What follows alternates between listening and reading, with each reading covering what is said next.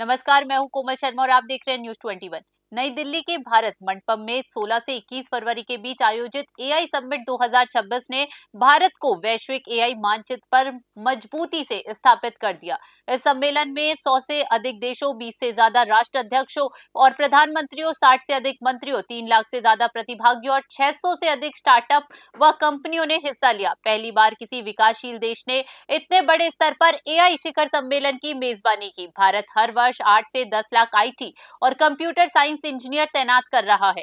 Tata consultancy service, Infosys और विप्रो जैसी कंपनियां हजारों युवाओं को अवसर दे रही है। 250 अरब डॉलर से अधिक संभावित निवेश डेटा सेंटर, सेमीकंडक्टर और एआई रिसर्च में रोजगार के नए द्वार खोल सकते हैं। चुनौतियां जरूर है, लेकिन भारत एआई क्रांति में टैलेंट हब बनने की दिशा में तेजी से आगे बढ़ रहा है। इसी मुद्दे पर न्यूज 21 के एडिशनल डायरेक्टर संजीव पारासर ने अपने विचार साझा किए। बेरोजगारी सिर्फ कहने से नहीं मिटती, उसके लिए बहुत से काम करने पड़ते हैं। मैंने जैसे शुरू में आपसे कहा कि भारत में 8 से 10 लाख इंजीनियर अगर हर साल पास होते हैं तो वो आगे क्या करेंगे?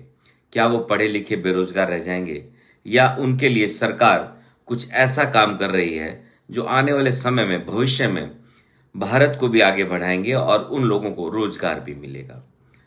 इसी संदर्भ में अगर मैं कहूं कि भारत में एआई क्रांति को लेकर के एक अभी बहुत बड़ा समिट हुआ है, जो कि एआई समिट ऑफ इंडिया रहा, जो अभी 16 फरवरी से 21 फरवरी के बीच भारत मंडपम के में संपन्न हुआ।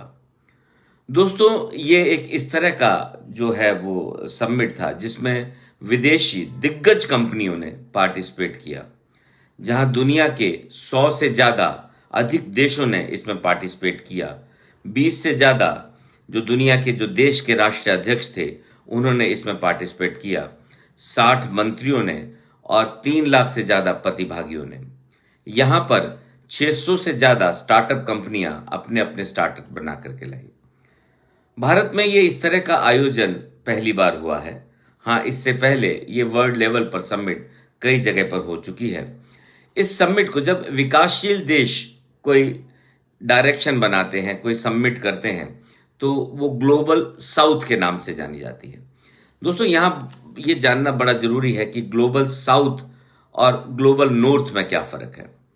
ग्लोबल साउथ में वो देश सम्मिलित होते हैं जिन देशों की विकासशील है, जो देश अपने हिसाब से टेक्नोलॉजी को बनाना चाहते हैं, जिन लोगों को जरूरत उन टेक्नोलॉजी को अपने जरूरत के हिसाब से। जबकि ग्लोबल नॉर्थ में जहां पर अमेरिका, चाइना या इस तरह के जो देश आते हैं जो ऑलरेडी एक एडवांस फॉर्म में चल रहे हैं।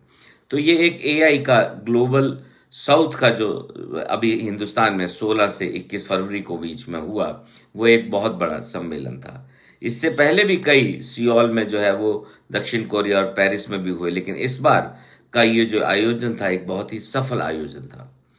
दोस्तों, इसको सफलता के मायने इस तरह से भी कह सकते हैं कि भारत के जो नए युवा हैं, जो इस सेगमेंट में आ रहे हैं, जो अपने अपने स्टार्टअप्स लेकर के आ रहे हैं, 600 से ज्यादा मैंने जैसे आपको कहा कि स्टार्टअप्स लेकर के आ रहे हैं, उनको तो फायदा होगा ही होगा। उसके साथ साथ में बाकी के जो ग्लोबल साउथ के जो देश हैं, उनमें भी बहुत बड़ी समस्याएं, जैसे मैं आपको कहूं कि समस्याओं का हल इस एआई समिट से मिलेगा। जैसा मैं आपको कहूं कि विकासशील देशों की साझा समस्याएं जैसे गरीबी, डिजिटल डिवाइड, शिक्षा, स्वास्थ्य और उजागर करने के लिए भी एक अंतर्राष्ट्रीय मंच रहा। इन सब देशों की आवाज इस अंतर्राष्ट्रीय मंच से उठेगी और इससे भारत को भी फायदा होगा।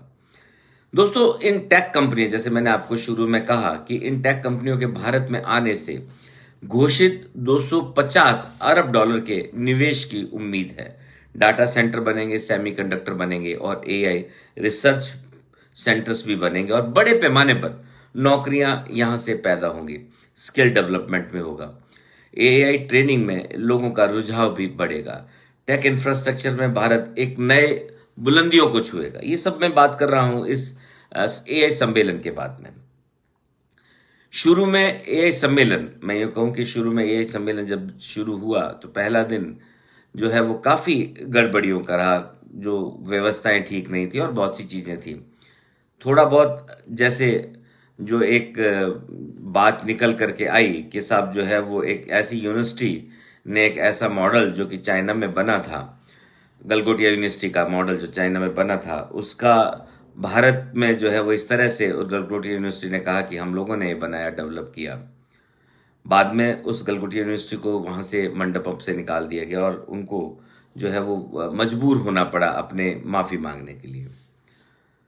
ये बात मैं मानता हूं कि इस तरह की जो गतिविधियां हैं या जो गलगोटिया यूनिवर्सिटी ने किया, इससे हमारे देश की बात को धक्का लगा, बात साख को धक्का लगा कि इस तरह की नहीं होनी चाहिए। पहले जो आयोजक होते हैं उन्हें ये चेक करना चाहिए कि कौन कौन सी यूनिवर्सिटीज, कौन कौन से स्टार्टअप्स क्या क्या चीज लेकर के आ रहे हैं, और उनसे ये जो प्रतिष्ठा है इस आयोजन की ना गिरे।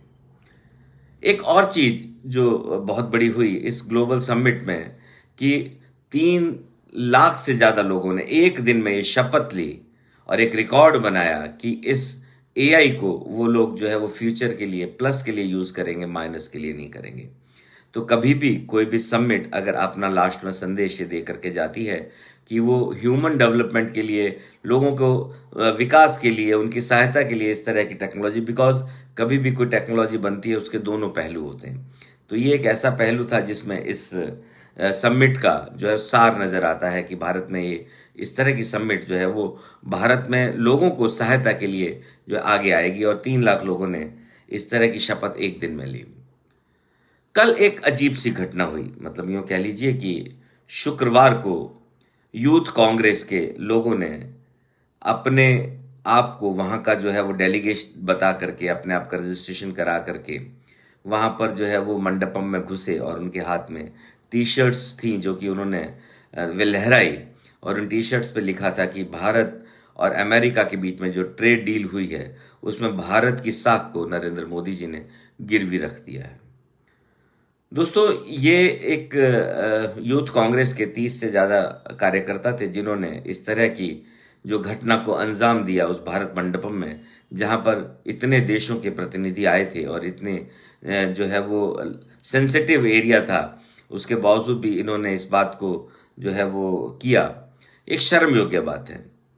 जहां उन्होंने इस बात को उठाया कि गिरवी रख दिया, जहां इस बात को उठाया कि ये जो भारत में इस तरह की जो गलगोटिया यूनिवर्सिटी वाली बात हुई थी, ये कोई बहुत उनको, मुझे नहीं लगता कि इस जगह पे उठाने की जरूरत थी, क्योंकि एक उद्देश्य बड़ा था, एक लेवल बड़ा था, और इस तरह की घटनाएं डेफिनेटली जो है वो भारत को अंतर्राष्ट्रीय समुदाय के सामने शर्मसार करती हैं।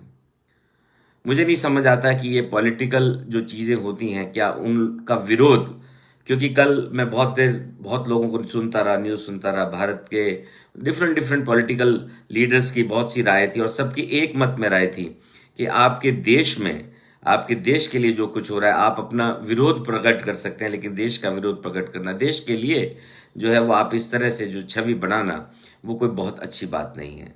और बाद में इसी जैसे जैसी मेरी फीलिंग है, जैसे बहुत से लोगों की फीलिंग थी, वहां पर उपस्थित लोगों ने उन जो यूथ कांग्रेस यूथ के कार्यकर्ता थे उनकी काफी जो है वो हाथापाई भी हुई और उनकी पिटाई भी की।